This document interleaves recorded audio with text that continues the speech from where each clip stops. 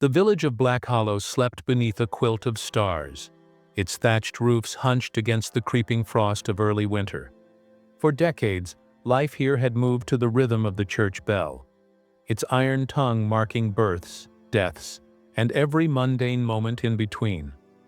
The villagers were simple folk, their hands calloused from labor, their prayers as regular as sunrise. They feared God, respected Father Aldrich, and dismissed the old tales of spirits in the woods as children's fables. Until the night the howling began. It sliced through the silence like a knife through parchment. A sound so deep it rattled window panes, so mournful it coiled around the heart and squeezed. Old Nan, who lived nearest the church, swore it came from right outside her door.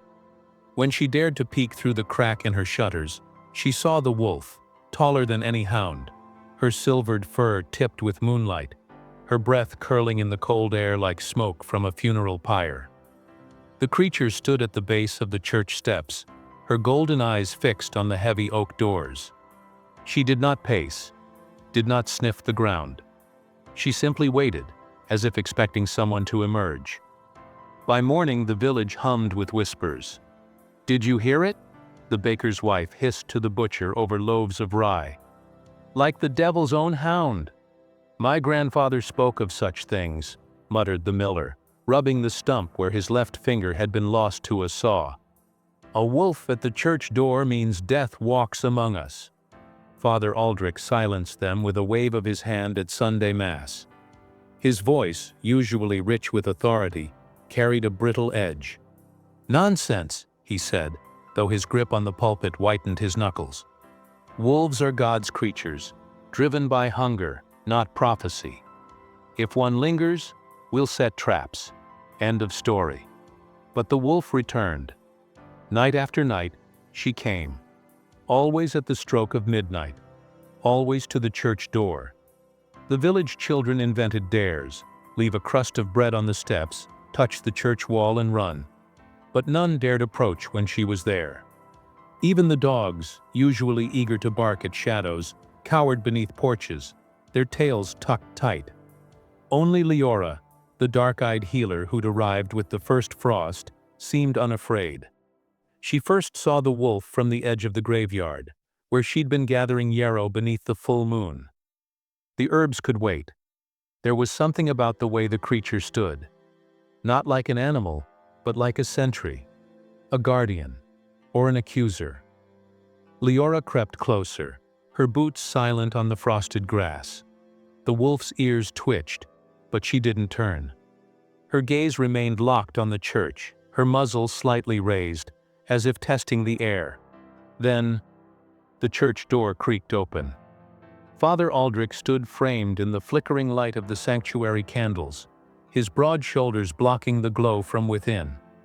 For a heartbeat, man and beast stared at one another. The wolf's lips curled, revealing teeth as white as the altar cloth. Not a snarl, not quite. Something darker. Something like recognition. Aldrich's breath hitched audibly. His hand flew to the silver cross at his throat.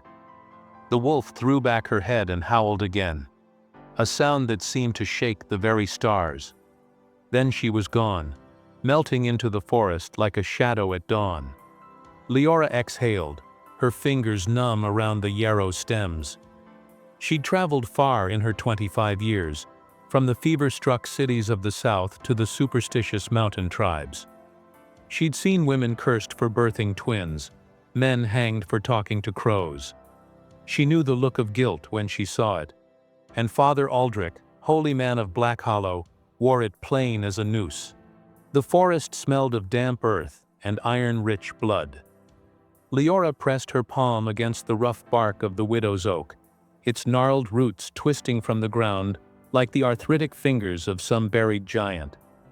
The morning mist clung to her woolen cloak as she studied the disturbed earth beneath the tree, a patch of darkness where no frost had settled. Something had been buried here recently. She'd followed the wolf's tracks at first light, her healer's satchel heavy with tinctures and sharp-eyed curiosity. The prince had led her deeper into the woods than any sane villager would venture, past the marker stones, where the old ones claimed the veil between worlds grew thin. The wolf's trail vanished abruptly here, as if the creature had simply dissolved into the morning fog. Kneeling, Liora's fingers found the edge of something stiff protruding from the soil. The leather binding came free with a sucking sound, sending a fat black beetle scrambling for cover. The ledger was finer than anything the village scribe might own, its cover tooled with vines, and what might have been crosses before time and weather blurred the design. The first splatter of rust-colored blood flaked away beneath her thumb. She nearly dropped the book when the wind turned the pages for her, revealing columns of numbers in that unmistakable looping script. Father Aldrich's hand. The same elegant penmanship that filled the church's baptismal records and marriage certificates. But these numbers told a different story. Harvest tithes. 87 silver crowns, see box 4. St. Aelred's Day offerings. 120 crowns, box 4. For the widow Cress's medicine. 15 crowns. Leora's breath clouded in the cold air. Widow Cress had died coughing blood last winter. Her medicine never delivered. The whole village had contributed to the collection. Page after page revealed the same pattern. Sums recorded, then diverted. Some entries bore Aldrich's familiar notations about repairs never made, alms never distributed. Others contained hasty scribbles that made Leora's pulse quicken. E asking questions. Must deal with E before the solstice. Ilara knows too much. The final entry stopped her heart. Paid the woodcutter 30 crowns for his silence. The river will take care of the rest. Beneath it, a single word had been scratched out so violently the quill had torn through the parchment. Liora held the page to the weak morning light, tracing the indentations left behind. Murder. A twig snapped behind her. The wolf stood so close Liora could see the individual hairs standing erect along its spine. Up close, the creature was larger than she'd realized, its shoulders nearly level with her own when seated. The morning sun caught in its golden eyes, revealing flecks of green like chips of tarnished copper. It wasn't growling, wasn't threatening, simply waiting. Leora's fingers found something else in the disturbed earth. A scrap of blue wool frozen stiff with old blood. Ilara's favorite shawl, the one she'd been wearing the day she disappeared. The wolf made a sound low in its throat. Not a growl, but something closer to a whimper. When it turned its massive head toward the village, the morning light caught the ragged notch in its left ear. A wound Liora recognized. She'd stitched that same crescent-shaped tear in Ilara's cloak last autumn, after the girl caught it on a nail in the church sacristy. The memory struck her like a physical blow. Ilara's laughter as she'd complained about the bothersome tear, how she'd joked that the old church was shedding its skin. The wolf's eyes never left hers as it took a single step backward, then another, melting into the forest with unnatural silence. An invitation. A challenge. Liora clutched the ledger to her chest, the blood-stained pages whispering against her woolen tunic. The village bell began to toll for morning prayers, its familiar peal suddenly ominous. She knew now why the wolf had come, and what it wanted her to do. The church bell tolled 13 times, an impossibility that went unnoticed by the villagers packed shoulder to shoulder in the nave, their collective breath fogging in the unseasonable cold. The stone walls wept condensation, the droplets tracing the faces of the carved saints like tears. Liora counted them as she waited. 37 streaks on St. Lucia's cheeks alone, a number that matched the days since Ilara's disappearance. Father Aldrich emerged from the sacristy like a man walking to the gallows. The change in him shocked even Liora. His once robust frame had withered, the skin of his face hanging loose as a bloodhound's jowls. The candlelight caught the tremor in his hands as he gripped the pulpit. His fingernails, usually meticulously trimmed, now ragged and black-rimmed. When he turned the pages of the Gospel, flakes of dried blood snowed onto the vellum. "Job 4-8, he rasped, his voice scraped raw from nights of screaming at shadows. As I have observed, those who plow evil and those who sow trouble reap it." A murmur rippled through the congregation. The verse hung in the air like the scent of turned earth after a grave is opened. Aldrich's gaze darted to the high windows, where the last of the evening light bled through the stained glass. The wolf's silhouette passed by, once, twice, casting elongated shadows that made the crucifix appear to twist on its nails. "The devil comes in many forms," Aldrich continued, mopping his brow with a sleeve that left a gray smear across his forehead. "A whisper in the garden, a golden calf in the desert, and now—" His fist struck the lectern, sending a chalice toppling. The wine spread across the altar cloth like a fresh wound. "A wolf at our door!" At the back of the church, old Nan began rocking, her gnarled fingers working at a rosary made of what looked like— Were those wolf teeth? Liora leaned closer. Yes, definitely canines, yellowed with age and strung on catgut. The old woman caught her staring and bared her own remaining teeth in something between a grin and a grimace. 3 nights passed. Aldrich's voice dropped to a conspiratorial whisper that forced the villagers to strain forward. I woke to find it standing at the foot of my bed. Not on 4 legs, brothers and sisters, but on 2. Its eyes burned like hellfire, and when it spoke, a collective gasp. Little Marta fainted clean away, her head striking the pew with a sound like a melon dropped from a height. It used Alara's voice. The silence that followed was absolute. Even the ever-present draft stilled. Liora's fingers found the ledger pages hidden in her bodice, the blood-stained corner pricking her thumb. She'd spent the night comparing Aldrich's entries to the church's public records. The orphanage fund alone was short by— A howl cut through the church, so loud the votive candles snuffed out all at once. In the sudden dark, someone screamed. Another voice took up the cry, then another, until the nave echoed with panic. When the candles relit themselves, a trick of the wind surely, Aldrich was gone from the pulpit. Liora found him in the sacristy, guzzling communion wine straight from the bottle. The room reeked of sour sweat and something darker, meatier. A half-eaten slab of raw venison sat on the desk, flies buzzing around its glistening surface. You know it's her, he slurred, wine dripping down his chin like thin blood. Don't pretend you don't. Liora said nothing. The ledger pages burned against her skin. Aldrich lunged suddenly, his fingers digging into her wrist. She always liked you, he hissed. Tell me what it wants. Outside, the scraping began again, claws on stone, moving counterclockwise around the church. A ritual circumambulation. That night, Liora dreamed of the mill pond where she'd last seen Alara alive. The water was black and thick as pitch, the reflection showing not the sky but the church's interior.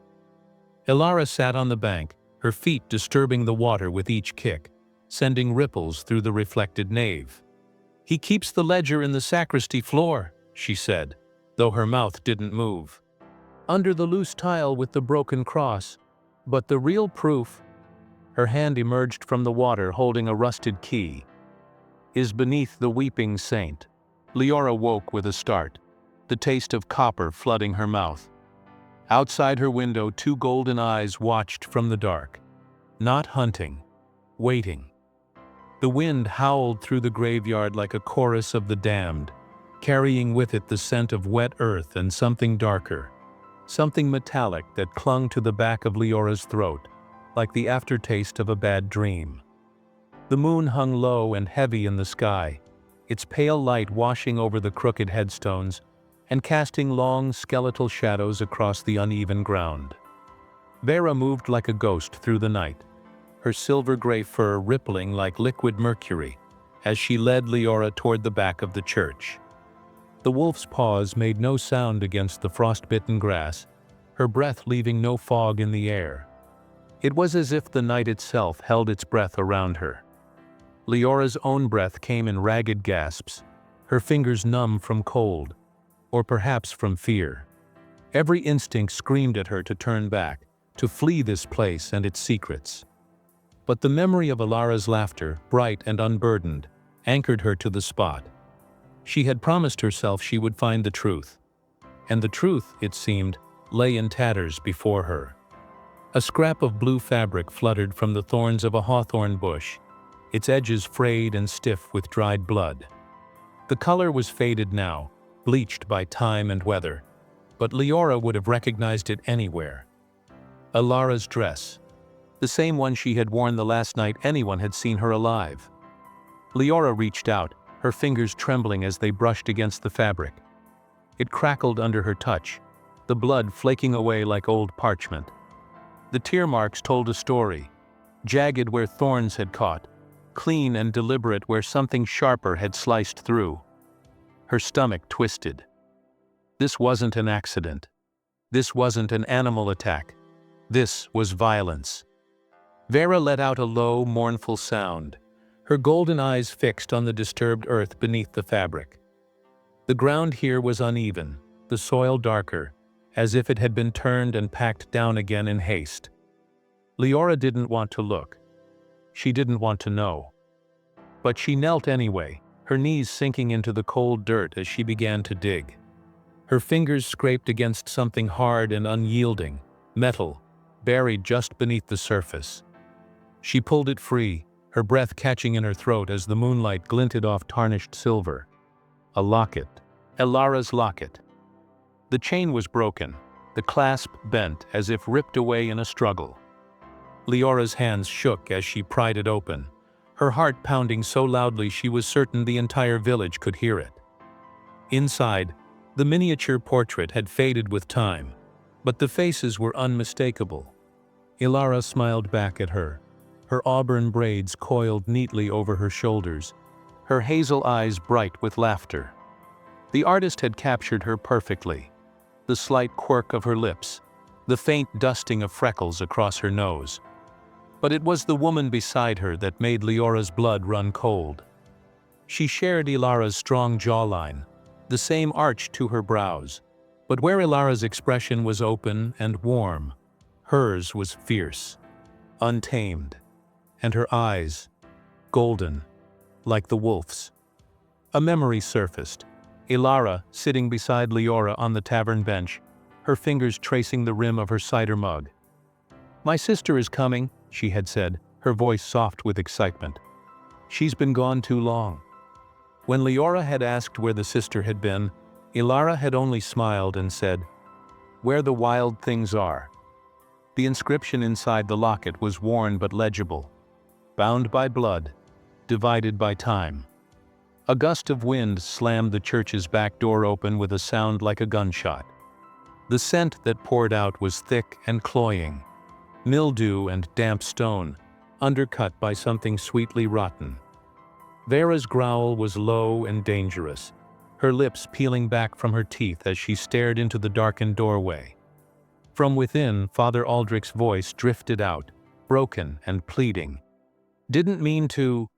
Should have stayed away." Liora's fingers tightened around the locket. This was where it had happened. This was where Ilara had died. The realization hit her like a physical blow, stealing the breath from her lungs. She stumbled back, her boots scraping against the loose soil, and that's when she saw them.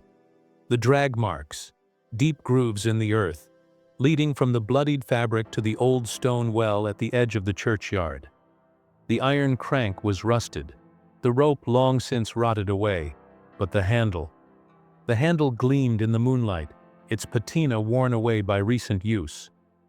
Liora's vision swam. She didn't need to look down that well to know what she would find. Vera's muzzle pressed against her hand, the wolf's breath warm against her frozen skin. When Liora looked into those golden eyes, she saw no animal instinct, only grief and fury and a promise. Justice. The first light of dawn crept over the horizon, painting the church in shades of blood and gold. Through the red-stained glass, Aldrich's shadow moved, his arm raised, his fingers clutching something sharp. Liora turned to run, and a woman's voice, rough with disuse and raw with pain, whispered a single word into the stillness. Run. The fabric wasn't just torn, it was violated. The blue linen, once vibrant as a summer sky, hung in ragged strips. The embroidery along the hem, tiny forget-me-nots Liora had stitched herself, now crusted with rust-colored stains. Liora's fingers traced the largest tear, the edges too clean, too precise to be accidental. A knife had done this. A knife, and a hand that knew exactly where to cut to silence a scream before it could begin. Vera's whine cut through the night, the sound so human it raised the hair on Liora's arms. The wolf pawed at the earth, her claws scraping against something pale and jagged. A bone? Number A fragment of a button, its mother-of-pearl surface cracked down the middle. Ilara's buttons, the ones she'd proudly shown Liora, bartered from a traveling merchant in exchange for a basket of her famous blackberry tarts. The portrait wasn't just faded, it was altered. On closer inspection, the sisters' golden eyes had been painted over the original artwork. The brush strokes newer, more vibrant, as if added recently. Beneath the miniature, hidden in the locket's backing, was a lock of hair, auburn streaked with silver, tied with a red thread, a witch's knot. Liora's grandmother had taught her the meaning of such things. A binding, a warning. The inscription on the locket's inner rim wasn't just worn, it had been scratched at, as if someone had tried to erase it. The words that remained were a fragment of a larger verse. Bound by blood, divided by time, one to the earth, one to the rhyme. A nursery rhyme? A spell? Vera's reaction was instantaneous. At the word rhyme, the wolf shuddered, a sound like breaking glass building in her chest. Not a growl, a word, trapped in a throat not meant to speak it. The drag marks told the full story. 2 deep grooves, spaced as wide as a man's shoulders, led straight to the well's gaping mouth. Between them, smaller scuffs, heel marks, digging in, fighting for purchase. But it was the stones at the well's rim that confirmed Liora's worst fear. 5 parallel scratches, deep and desperate, scored into the ancient rock. Not from an animal's claws, from fingernails. Someone had held on. Someone had fought. The whisper didn't come from the darkness. It came from inside her head. A woman's voice, yes, but layered beneath it. The guttural snarl of a wolf, the creak of rope under weight, the wet thud of a body striking stone deep underground. The word run wasn't a warning. It was a lament. And as the first true rays of dawn struck the church's spire, Liora realized 2 things. 1, the voice had Ilara's cadence. 2, Vera's lips hadn't moved. The howling didn't stop. It rose through the floorboards like a living thing, vibrating through Liora's bones until her teeth chattered. The sound wasn't coming from the woods anymore. It came from below. From the place no one in Blackhollow spoke of. The crypt entrance yawned before her, its iron gate twisted outward in 5 jagged grooves. Claw marks, but not from any animal. These ran vertical, human fingers, or something that had been human once. Liora's boot hovered over the first step. The stone was wrong. Not worn smooth by time, but melted, sagged in the middle like candle wax. The walls wept black fluid that stank of spoiled communion wine. She touched it. Her fingertips went numb instantly. Down, further down. The stairs went on too long. 43 steps when there should have been 20. The air thickened with each descent, coating her tongue with the taste of tarnished silver and rotting violets. Then she saw the light. Not torchlight. Not candlelight. The paw prints glowed beneath her feet, each one filled with that same blue-green substance. Wolfsbane resin. The old women claimed it only grew where the dead walked. The crypt opened like the throat of some great beast. Gold. Everywhere. Chalices bent double under the weight of stolen coins. Gem-encrusted reliquaries pried open like oyster shells. hymnals with gilded pages torn out and stacked like kindling. All of it marked with the same defaced symbol. Saint Aelred with his eyes scratched out, weeping tarnished silver tears. But the coins? Liora lifted one. Cold. Too cold. Aldrich's face stared back from one side, Ilara's from the other. Their features blurred at the edges, melting together like wax dolls left too close to flame. The altar stood at the center. Not stone, not wood. Father Aldrich's own cassock spread across a slab of limestone, the black wool stiff with old blood. The stench hit her first, rosemary and thyme undercut by the sharp tang of mercury salts. Preservation. She reached for the fabric. Her hands moved without her, fingers trembling. Breath coming in short, sharp gasps. The wool crackled as she peeled it back, like opening a long sealed letter. Ilara, but not Ilara. The face was waxen. Perfect. Too perfect. Lips painted crimson with cochineal. Auburn hair brushed to a shine. A mockery of peaceful repose. The eyes were gone. In their place, gold coins. Not covering, not placed over. Embedded. Grown into the sockets like some grotesque fungal growth. Tiny numbers scrawled across their surfaces. The missing sums from Aldrich's ledger. Leora's stomach heaved. Something moved beneath the cassock. A shift. A rustle. She pulled the fabric further. Ilara's hands clutched a rusted sickle. Saint Aelred's symbol. The blade bit into her palms, the dried blood flaking away to reveal more numbers carved into her skin. Then Liora saw the bulge in the corpse's ribcage. The stitching. Crude. Uneven. Gold thread glinting in the eerie light. Her fingers found the knot. Pulled. The stitches split with a sound like tearing parchment. Inside, another body, smaller, younger. Maria, the miller's daughter who'd vanished last winter. Her hands clutched an identical sickle. And inside Maria, a whimper escaped Leora's throat. Another girl. And another. And another. Blackhallow's missing daughters. Nested like Russian dolls. Each preserved. Each holding that damned sickle. A wet crunch echoed through the crypt.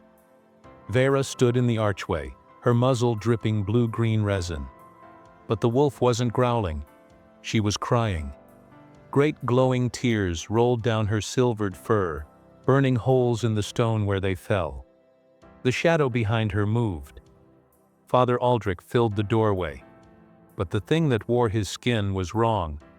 His shoulders hunched forward like a vulture's. His fingers, too long, too many joints. The sickle in his hand wasn't rusted. It gleamed, sharpened to a surgeon's edge. The ledger pages in his other hand bled. Numbers seeping through the parchment like fresh ink.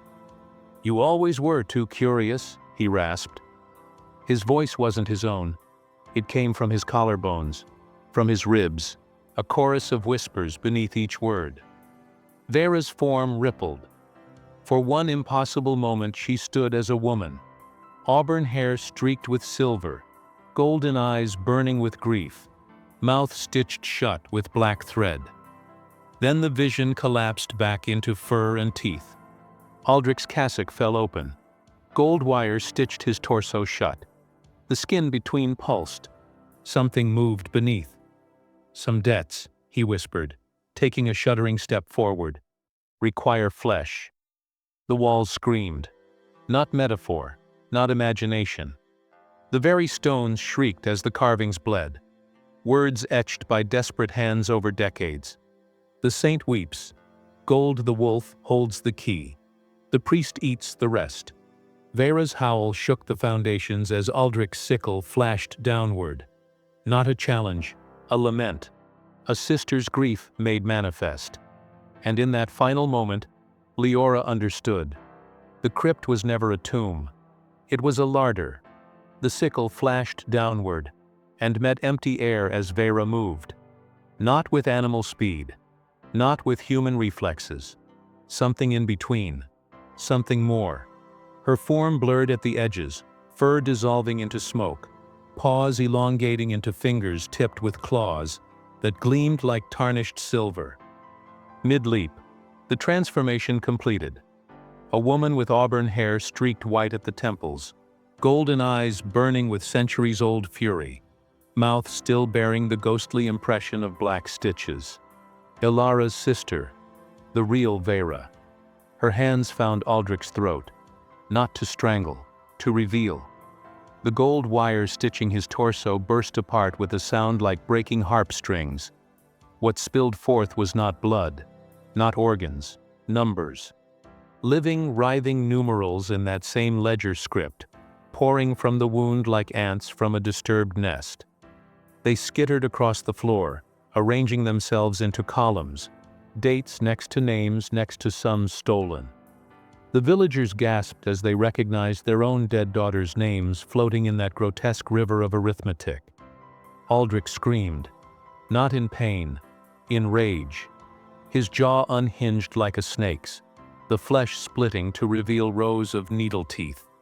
The golden eyes pulsed, the etched numbers rearranging into a single phrase repeated endlessly.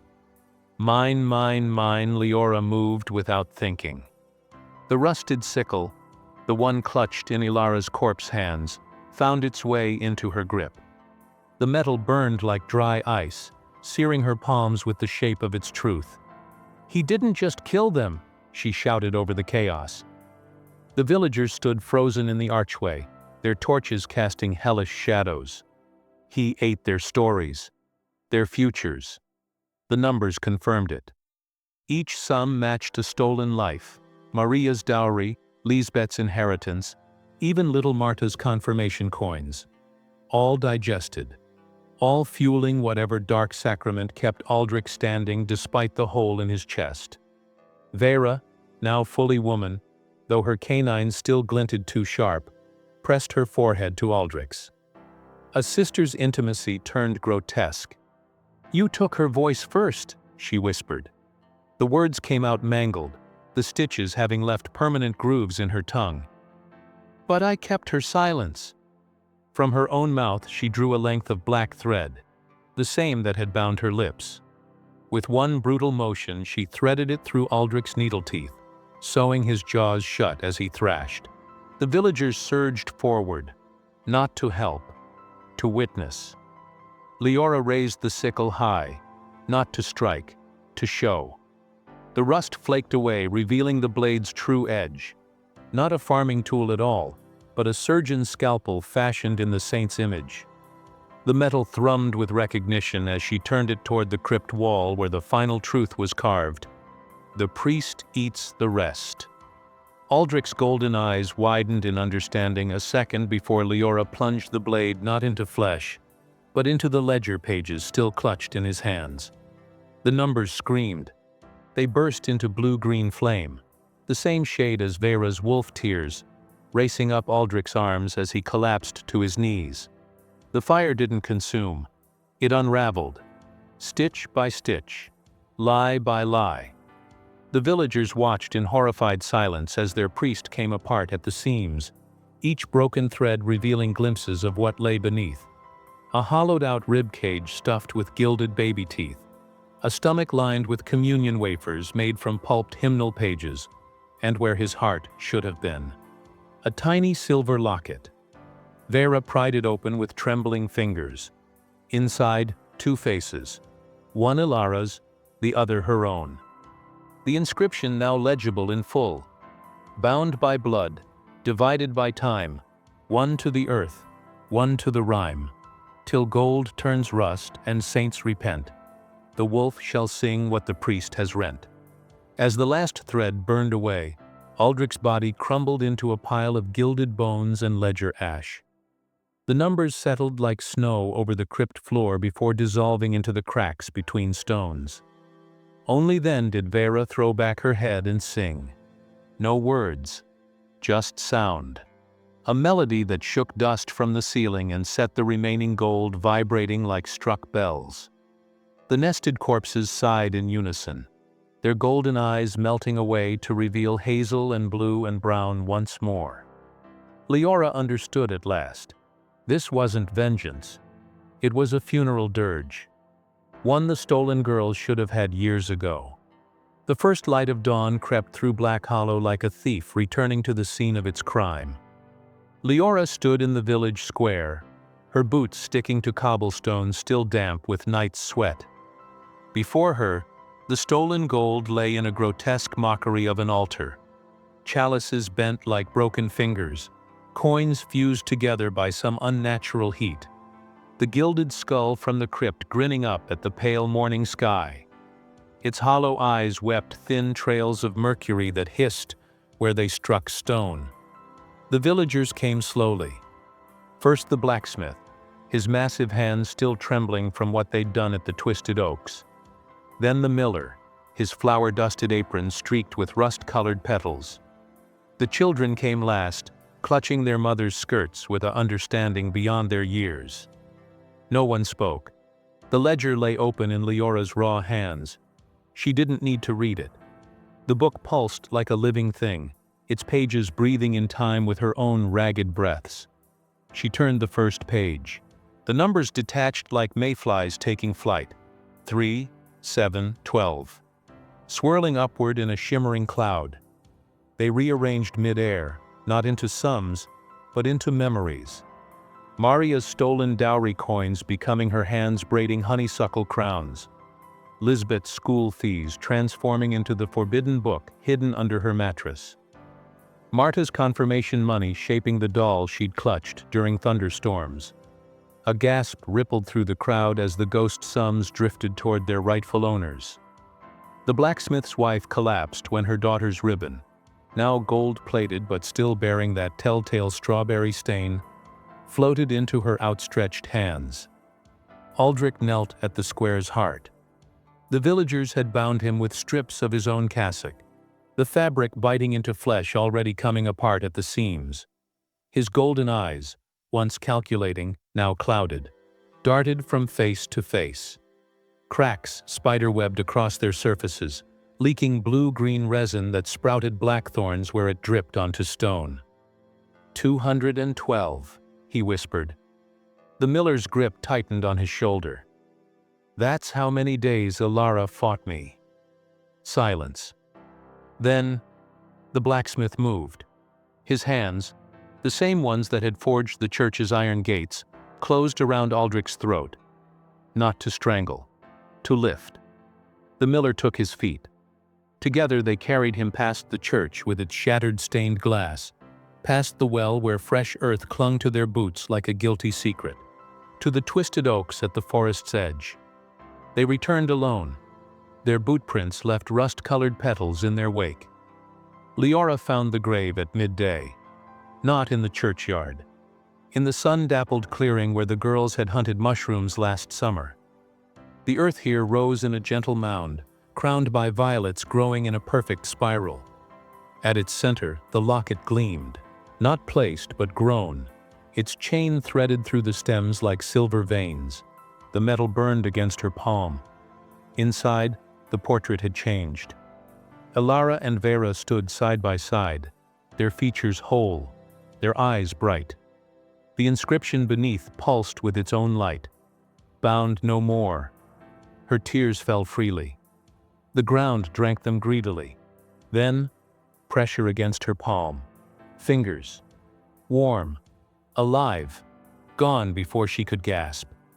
The wind shifted, carrying wild rosemary and the sharp tang of lightning. At the tree line stood a wolf. Younger than Vera, its silver fur dappled with sunlight, its golden eyes unmarked by sorrow.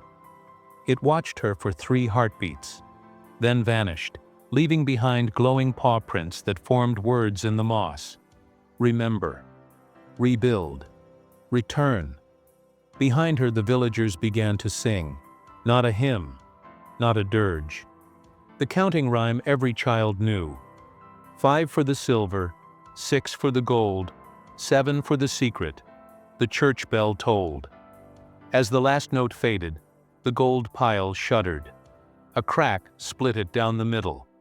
From the fissure grew a blackthorn sapling, its roots threading through coins like a seamstress needle through cloth. The leaves unfurled, each vein pulsing with liquid gold, each thorn dripping blue resin that healed the burns on Liora's hands when she touched it. The bark parted beneath her fingers, whispered a single word in a voice both ancient and new. Enough. Some truths, once buried, grow back stronger. Some wounds, once opened, never truly close. And some debts. Liora looked to the forest where the new wolf had vanished. Are paid in generations, not gold. The first winter after the reckoning came howling into Blackhollow like a living thing. Ice crystals formed delicate fractals across the quartz church walls before the last autumn apples had been harvested. The entire building glittered in the weak sunlight, its transparent stones amplifying both light and cold, until villagers could see their frozen breath hanging inside the sanctuary like ghostly censer smoke. No one complained about the chill seeping into their bones. After darkness, even painful light was welcome. Liora stood at the top of the new church steps, her wool cloak heavy with morning frost, watching the children play their macabre game around the blackthorn tree. Its golden-veined leaves rustled despite the windless air, the sound like old parchment being carefully unfolded. The tree had grown 3 times as fast as anything natural, yet no one questioned it. Some truths grew best in silence. "Saint and wolf again, Mara?" Liora called to the giggling girl darting between the tree's twisted roots. The child skidded to a stop, her crown of frost-laced violets slipping over one eye.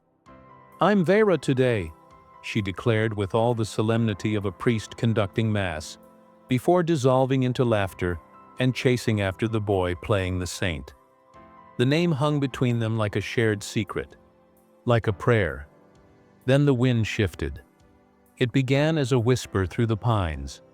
Words almost formed but not quite. Then it built, howling down from the mountains with such force that the quartz walls vibrated like struck crystal. The children froze mid-step. The blacksmith's hammer hung suspended above glowing iron. Even the mill stream's constant murmur paused, as if the water itself was listening. Not a wolf's howl. Not a human voice. Something older than both. Something that remembered when these hills had different names.